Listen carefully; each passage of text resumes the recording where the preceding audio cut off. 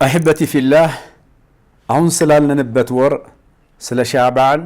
وعن أسامة بن زيد قال أسامة مت نبينا صلى الله عليه وسلم قلت يا رسول الله علاتشو أنت يا الله ملك تنيا هو علاتشو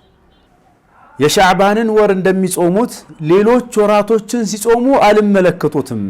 እና ሁኔታውና ጉዳዩ ምንድነው አላቸው ነብያችን ሰለላሁ ዐለይሂ ወሰለም ብዙዎቻችን አሁን የተዘናጋንበት ነብያችን ሰለላሁ ዐለይሂ ወሰለም ذاك شهر አሉ ያ ወር እኮ እዚህ ሻዕባን አሁንኛ ያለንበት ወር يغفل الناس عنه አኒ ብዙ ሰዎች ይዘናጋሉ ችላ ይላሉ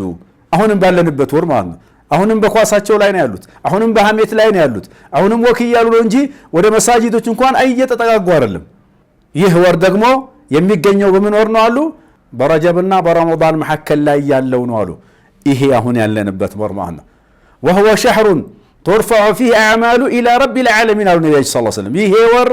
የዓለማቱ ስራችን ሪፖርታችን ወደ አላህ Subhanahu Wa Ta'ala ዘንድ የሚሄድበት ነው ማለት ነው ስለዚህ አብዱላህ ስራህ በቂያማ ለይል ሆኖ ስራህ በሰላት ላይ ስራህ በቂራአት ላይ ስራህ በመልካም ነገር ላይ ሆኖ እንዲሄድ ይሄንን ወር ተጠቀምበት ባላስፈላጊ ነገር ላይ ሆነ ከሄደ خساره ነው ማለት ሪፖርት ነው ተቅሪር ወደ አላህ Subhanahu Wa Ta'ala የሚሄድበት በዚህ ወር ነው ይሄንን ወር እንጠቀምበት ማለት ነው فاحب አሉ ነብያችን ሰለላሁ ዐለይሂ ወሰለም እኔ ደግሞ እወዳለሁ አሉ አን يرفع عملي وانا صائم አሉ የኔ ስራዬ ደግሞ